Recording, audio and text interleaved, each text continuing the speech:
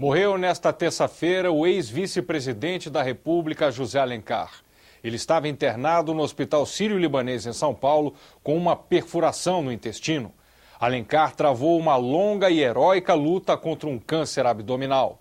Ele renunciou ao Senado em 2002 para, em 1º de janeiro de 2003, assumir a vice-presidência da República. Você assiste agora a última entrevista que ele concedeu à TV Senado. Participaram dela os jornalistas Gustavo Portal e Marilena Chiarelli. Como é que foram esses 3 anos e 11 meses aqui no Senado? O senhor que é um homem, que é um empresário, como é que foi essa entrada na política? Como é que foi essa vivência, esse período dentro do Senado? Olha, foi uma experiência muito rica, porque aqui no Senado, por exemplo, eu convivi com os representantes de cada região do Brasil, 3 de cada estado, como você sabe. E cada estado brasileiro possui suas características próprias, não só do ponto de vista político, como também econômico e social. Mas é muito importante que a gente diga que a experiência agora dessa eleição, ou dessa campanha, melhor dizendo, viajando por todo o Brasil, a gente constatou, né, o conhecimento e o acerto com que cada um dos representantes de cada estado fala da sua região. A gente constata quando chega, porque aqui a gente fica conhecendo cada região através deles.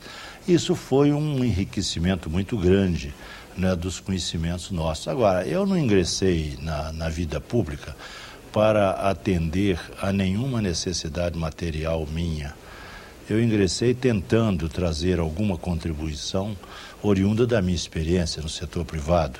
Acho que o Brasil é um país muito rico, não pode ser considerado apenas viável, é um país riquíssimo de recursos naturais e humanos, então ele tem potencialidades para ser um país que ofereça melhor condições de vida para seu povo.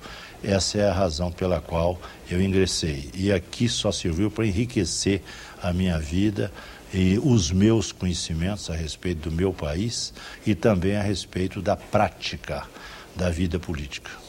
Queria saber do senhor como é que foi a decisão de ser vice do presidente eleito Luiz Inácio Lula da Silva.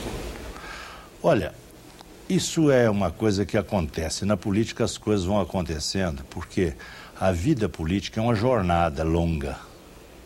Por exemplo, muita gente pensa que eu cheguei à vida política em 94, quando disputei o governo de Minas. Ninguém sai candidato a governador de um estado e candidato pelo maior partido do estado, que era o PMDB, e mais, tendo disputado uma convenção para ser esse candidato, sem que já estivesse na vida política, ainda que não do ponto de vista partidário ou mesmo exercendo qualquer um cargo eletivo, ou mesmo cargo público qualquer, que eu nunca exerci outro, senão o eletivo agora do Senado Federal. Mas a grande verdade é que a minha vida política começou desde criança. Eu comecei a minha vida como empresário aos 18 anos de idade, mas imediatamente ingressei na associação comercial da minha cidade a convite do presidente. Nunca deixei de frequentar as reuniões e participar das questões todas ligadas aos interesses da comunidade. Todos aqueles assuntos de interesse da comunidade que eram tratados na associação comercial, eu participei deles. Já logo depois, em 1958, eu representei essa associação numa chamada 12ª Mesa Redonda das Associações Comerciais do Brasil, que no final levamos ao Juscelino, no Palácio das Laranjeiras, à noite, o memorial daquele trabalho que nós fizemos. No mesmo ano, em 58, eu representei a minha associação aí de Caratinga, porque foi onde eu comecei a trabalhar, a Teófilo Otoni, num congresso pró-asfaltamento da Rio Bahia, que é a estrada que liga o Rio de Janeiro à Bahia, feita por Getúlio Vargas nos anos 40, Estado Novo. Então, a minha vida política foi toda ela. Eu nunca me afastei dos problemas da comunidade, quer seja na área filantrópica, também nas entidades representativas de classe e também participando também da política das eleições, fazendo discursos em campanha eleitoral, por exemplo, do nosso saudoso e bom amigo o senador José Augusto Ferreira Filho, do Caratinga, que era do PSD, outros 2 grandes mineiros também, com os quais trabalhei muito na política, ainda que não quisesse nada. Eu era empresário, mas fazia comício junto com eles, que era o doutor Pio Canedo, que foi vice-governador de Minas, foi deputado estadual por várias legislaturas e era uma das figuras mais respeitadas e admiradas da vida pública mineira, assim como o Osanã Coelho, que foi deputado federal por vários anos, filho do senador Levindo Coelho, que me deu a motivação para o primeiro pronunciamento meu no Senado, porque eu tinha orgulho de ocupar a cadeira do senador Levindo Coelho. Então eu sempre gostei de política, só não havia ingressado há mais tempo porque não podia, a empresa me ocupava. E pela responsabilidade de administrar a empresa não me afastei. Mas veio o meu filho, que é o meu filho caçula, que eu tenho 3, 2 meninas e o Josué, que é o caçula. Ele fez engenharia na Federal em Minas, fez direito na Milton Campos, foi para os Estados Unidos, fez pós-graduação lá, fez um MBA e voltou em 1989 e assumiu o trabalho na empresa. Em 94, vi que podia ingressar na vida política, que era o que eu queria, sem prejuízo das empresas, porque ele poderia fazer muito melhor aquilo que eu vinha fazendo. Então foi assim, a gente não acontece as coisas de uma hora para outra. A gente fala assim, mas como é que você é vice-presidente? Você chegou ontem aqui, é vice-presidente da República. Por exemplo, o caso do Lula. Foi também, vamos dizer, por acaso. Por quê? O conhecimento. Eu fiz 50 anos de vida empresarial, já como senador. Então convidei todos os meus pares aqui do Senado, convidei todos os deputados federais, convidei todos os governadores, convidei todo o universo político. Como senador da República, eu não podia fazer outra coisa. Pois bem, quando chegou a lista para mim, falei assim, vamos convidar, a moça me perguntou, vamos convidar do PT, porque eu mandei convidar os presidentes dos partidos, vamos convidar o deputado Zé Dirceu ou o Lula. Eu disse assim, por quê? Porque o Lula é fundador e presidente de honra. E o deputado Zé Dirceu, o presidente. Então eu decidi na hora, eu convido os 2. Qual é o problema? Eu convido os 2. Então os 2 foram à festa de 50 anos de vida empresarial. Foi uma festa da qual deverão ter participado mais de 3 mil pessoas no Palácio das Artes, em Minas Gerais. E eu contei a minha vida nessa festa e mostrei a obra que nós havíamos realizado nesse meio século. Num filme que foi feito e condensado, me parece que 17 minutos, mas deu para dar uma amostra, não podia ser mais do que isso, e expliquei a minha vida para eles, além, naturalmente, de uma apresentação da Orquestra Sinfônica lá de Minas, com umas peças bonitas, né? Foram executadas, foi uma festa muito bonita.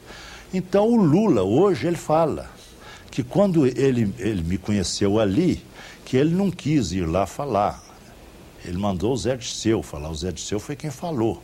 Mas lá estavam vários governadores de estados onde eu tenho fábrica, como, por exemplo, Rio Grande do Norte, Paraíba, também Santa Catarina. E um que não tenho fábrica, mas é meu amigo, que era o presidente da Confederação Nacional da Indústria no meu período de vice-presidência dessa mesma confederação, que é o Albano Franco, também compareceu. Então foi uma festa, houve discurso, houve mais discurso do que aqui no Congresso Nacional nessa festa, né? Então só o pessoal disposto a ouvir, porque todo mundo gostava de política e quem gosta de política gosta de ouvir discurso, né? Então foi uma festa muito bonita e ali começou a ideia do Lula de que nós podíamos fazer uma chapa. Eu o convidei para jantar um belo dia e jantamos até num hotelzinho que eu tenho lá em Minas. E estava o Zé Dirceu, a Maria do Carmo Lara, que é a deputada federal do PT e presidente do PT em Minas, o que foi nosso candidato a governador agora, o deputado Nilmário Miranda, o que foi prefeito de Belo Horizonte também do PT, o deputado mais eleito, o mais bem votado, foi eleito agora deputado federal com a maior votação, mais de 500 mil votos de Minas, foi o professor Patrus Ananias, que é também do PT, e o presidente da Assembleia Legislativa, que era do meu partido, do PMDB, Anderson Adalto, que se elegeu agora também deputado federal. Então éramos ali umas 5 ou 6 pessoas, E o Lula falou assim, Alencar, se você quiser ser governador de Minas, o PT te dá apoio. Se você quiser, se o PMDB não te der legenda para você ser governador de Minas, o PT te dá legenda. Você vem para o PT e o PT te dá a legenda para você. Se você for candidato pelo PMDB, o PT te dá apoio. Se você quiser ser candidato à vice-presidência da República, se eu for o candidato, você será o candidato à vice-presidência, se você quiser. E assim que começou. Eu, então, o convidei para fazer uma visita às minhas fábricas, 11 fábricas. Marcamos, depois de muito tempo, marcamos um belo dia, fomos vários. Num aviãozinho, fomos vários, uns 5. E o Zé de Silva também acompanhou, o Valdemar, que é presidente do meu partido, que é o PL, também acompanhou, e outras pessoas. Pois bem, visitamos as fábricas, ele ficou encantado. A partir da Bahia, ingressou também no voo o Duda Mendonça. O Duda ficou mais encantado ainda do que ele. Então, porque eles viram também, além das indústrias, viram também algumas obras sociais de importância e também o grau de modernidade das empresas, a forma com que elas são conduzidas e, vamos dizer, a saúde delas, né? Então eles ficaram encantados e aí como prosseguiu a coisa. Depois houve uma dificuldade da aliança entre o PL e o PT. Porque as pessoas começavam a questionar, como é que pode? Onde está a coerência? O PL não é partido liberal? É quase defensor do neoliberalismo? Eu às vezes brincava e dizia assim, o nosso liberal não é nada de neoliberalismo, é liberal porque nós somos mão aberta. Então, aquelas coisas. Mas foi um tempão para se realizar o trabalho de aliança, porque havia incoerência. Eu argumentava, por exemplo, com aquela metáfora do Deng Xiaoping. Deng Xiaoping, ao assumir nos anos 70, né, final dos anos 70, o governo na China, havia vontade de abertura, mas havia o problema da incoerência. Como é que nós vamos abrir para a iniciativa privada se nós somos o Partido Comunista implantado pela Revolução de 48 e aprofundado pela Revolução Cultural de 66, pelo Mao Tse-tung? Então foi quando Deng Xiaoping pronunciou aquela metáfora famosa, não importa a cor do gato, o que importa é que ele caça o rato.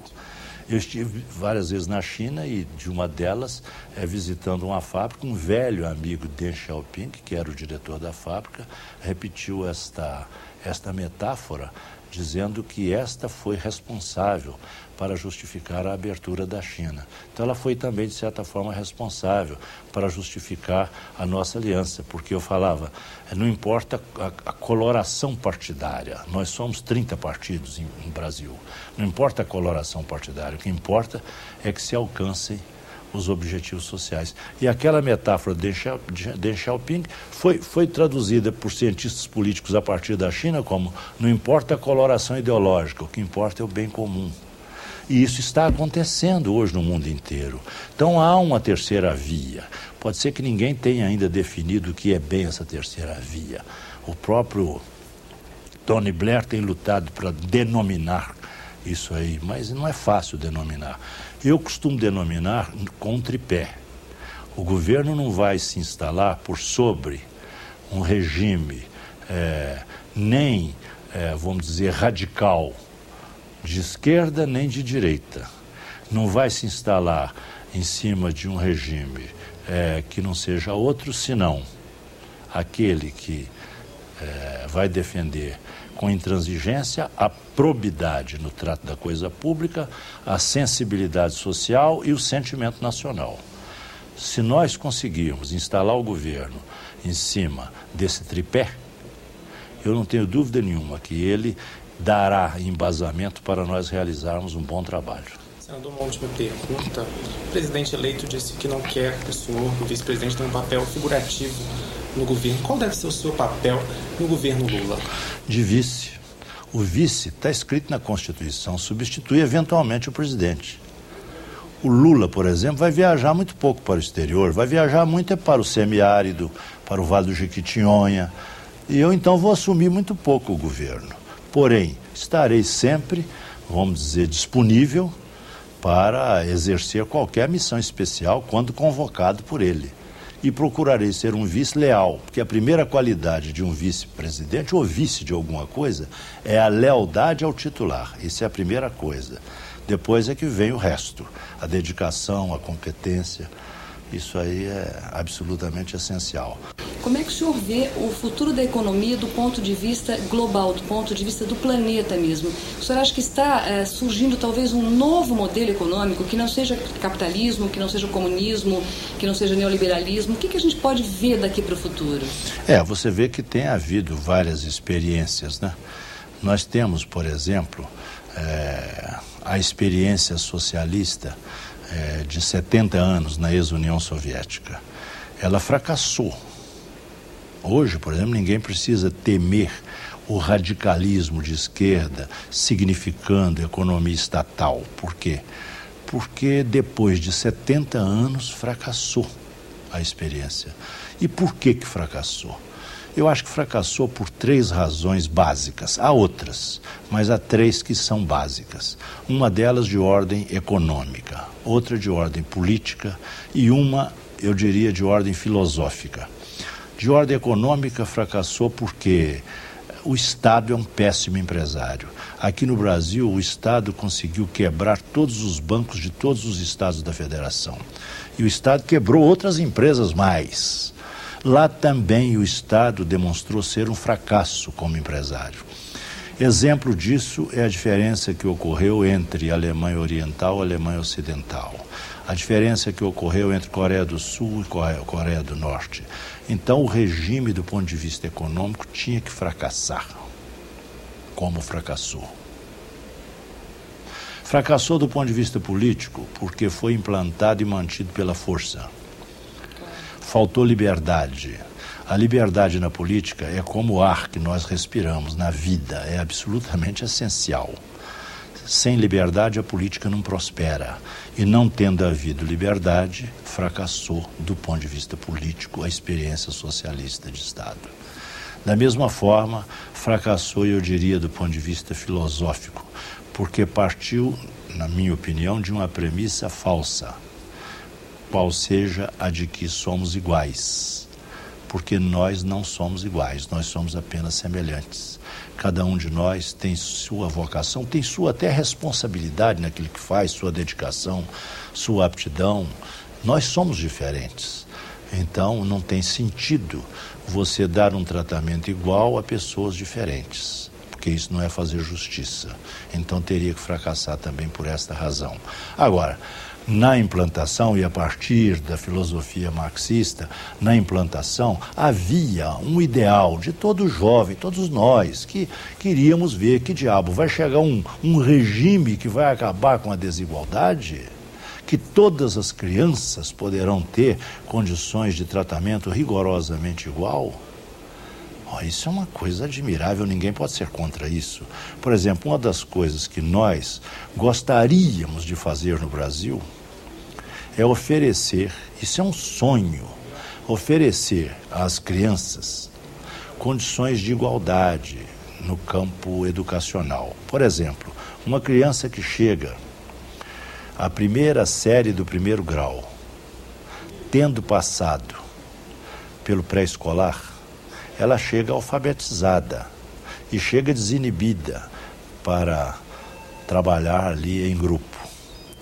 Uma outra criança que chega à primeira série do 1º grau, sem ter passado pelo pré-escolar, é uma criança que não tinha condições para isso. Se não tinha, também ela pode ter sofrido outras privações, como, por exemplo, ela pode não ter tido uma alimentação correta no período em que os neurônios estavam se formando, até 3, 4 anos de idade. Ela pode ter alguma dificuldade maior por força da própria roupinha com que ela está vestida, que é diferente da roupinha daquela outra criança que teve o pré-escolar. Ela tem material escolar incompleto em relação àquela que teve o pré-escolar. Por quê em relação àquela? Porque aquela, obviamente, se ela teve o pré-escolar em escolas privadas, é porque ela tinha melhores condições do que a outra. Então, o dia que nós pudermos oferecer a todas as crianças esse tratamento, desde o pré-escolar até, vamos dizer, o 2º grau, a partir daí, um profissionalizante ou a universidade, dependendo da história curricular, educacional daquela criança e da sua vocação, da sua aptidão, porque nem todo mundo deseja ser a mesma coisa. Há alguns que vão preferir fazer alguma coisa de nível médio. Isso, todos os países evoluídos são assim. Isso aí vai ser o grande passo de qualidade para colocar o Brasil no lugar que ele cabe, por tudo aquilo que ele possui, em termos de potencialidade, não só de recursos naturais, como humanos. Porque o brasileiro, ele é bom, é pacato, é trabalhador, é honesto, é inteligente e versátil. A própria miscigenação da nossa raça nos confere essa versatilidade de fazer inveja a todos os estudiosos do mundo inteiro. Então isso tudo pode nos levar a um novo tempo, realmente. Mas é começar por aí, porque foi por aí que a Ásia deu condições de desenvolvimento admirável àqueles países. Coreia do Sul, Taiwan, Singapura e hoje Malásia, Filipinas. Isso para não dizer o Japão. Agora, se você for hoje à China continental, você vai ver o que está acontecendo na China. Esse crescimento é verdadeiro e pode levar a China a ser uma grande potência. Ainda que ontem, Marilena, a China tinha um PIB metade do nosso, com a população 8 vezes superior. Como é que você falou? A educação, sem dúvida. É absolutamente essencial. E nós, por força de circunstância, nós conhecemos isso. Nós conhecemos pelo lado, vamos dizer, negativo. Sim. Nós conhecemos pelo lado que não deveria ser. Conhecemos e passamos por isso. E talvez por essa razão nós damos tanto valor a isso. Agora é aquela história. A gente tem que trabalhar muito porque a situação do Brasil não é fácil. A dívida é enorme, rolada a uma taxa despropositada. Não tem sentido isso que está aí. E nós vamos ter que trabalhar muito.